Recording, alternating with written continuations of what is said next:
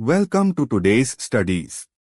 भारत का विभाजन 1947 में हुआ, जब भारत को स्वतंत्रता मिली और यह दो स्वतंत्र देशों भारत और पाकिस्तान में विभाजित हुआ। यह विभाजन कई ऐतिहासिक, राजनीतिक और सामाजिक कारणों से हुआ। ऐतिहासिक पृष्ठभूमि जानते हैं। ब्रिटिश राज 1857 में भारतीय स्वतंत्रता संग्राम के बाद ब्रिटिश राज ने भारत पर नियंत्रण मजबूत किया। भारतीयों के बीच स्वतंत्रता की भावना बढ़ने लगी। गांधी जी और कांग्रेस, महात्मा गांधी और भारतीय राष्ट्रीय कांग्रेस ने स्वतंत्रता आंदोलन में महत्वपूर्ण भूमिका निभाई। उन्होंने सभी धर्मों के लोगों को एकजुट करने का प्रयास किया।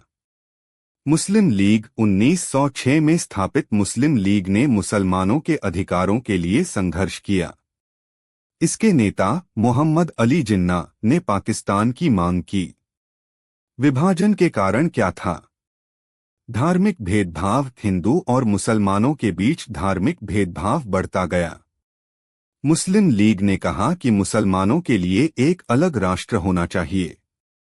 राजनीतिक असहमति। कांग्रेस और मुस्लिम लीग के बीच बढ़ती राजनीतिक असहमति ने विभाजन की राह को आसान बनाया। ब्रिटिश रणनीति। ब्रिटिश शासन ने फूट डालो और राज करो की नीति अपनाई, जिससे धार्मिक तनाव बढ़ा। कैसा था विभाजन की प्रक्रिया? सीमा निर्धारण। भारत की स्वतंत्रता के समय एक सीमा आयोग का गठन किया गया। इस आयोग के प्रमुख सर सिरिल रेडक्लिफ ने भारत और पाकिस्तान के बीच की सीमाओं का निर्धारण किया।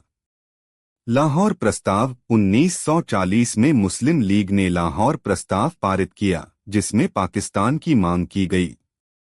विभाजन के परिणाम जानते हैं। महत्वपूर्ण विस्थापन। विभाजन के बाद लाखों लोग अपने घर छोड़कर अन्य देशों में चले गए। यह विस्थापन दुनिया के सबसे बड़े मानव प्रवासों में से एक था। हिंसा। विभाजन के दौरान सांप्रदायिक दंगे भड़के, जिसमें लाखों लोग मारे गए। महिलाओं के साथ अत्याचार और अपहरण की घटनाएं भी हुईं। कश्मीर विवाद। विभाजन के बाद कश्मीर का मुद्दा भी उठा, जो अब भी दोनों देशों के बीच विवाद का विषय है। विभाजन का प्रभाव।